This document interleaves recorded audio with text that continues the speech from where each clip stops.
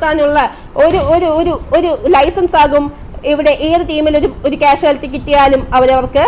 ഈ ഒരു സിറ്റുവേഷനിൽ നമ്മുടെ എക്സ്പെൻഡബിൾസിന്റെ പിള്ളേരെ സംബന്ധിച്ച് അവർ സ്പ്ലിറ്റ് അപ്പാർട്ടാണ്.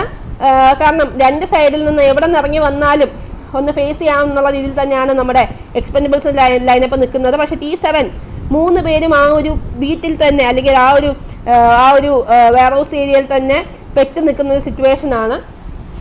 അപ്പോൾ ആ ഒരു കവർ ഏരിയയിൽ നിൽക്കുന്ന സിറ്റുവേഷനിൽ നിന്ന് അവർക്ക് മുന്നോട്ട് പ്രോഗ്രസ് ചെയ്യണം. ഇപ്പോൾ എനിക്ക് തോന്നുന്നു എക്സ്പെൻഡബിൾസിന്റെ ആൽഫ മാത്രമാണ് സോൺ ഇനി നിൽക്കുന്നത് അവിടെ. ഡൗൺ ആകുന്നു. ഓക്കെ, ആദ്യത്തെ ഒരു കാഷ്വാലിറ്റി T7ലേക്ക് നമ്മുടെ എക്സ്പെൻഡബിൾസിന്റെ ഭാഗത്തു നിന്ന് തന്നെ ഈ ഫൈറ്റിലേക്ക് കയറി വരുമ്പോൾ ചാർലിയുടെ മുമ്പിലേക്ക്. ഓക്കെ, ചാർലി അവിടെ 2 നോക്കുകൾ. എടാ എന്തോ നടന്നത്?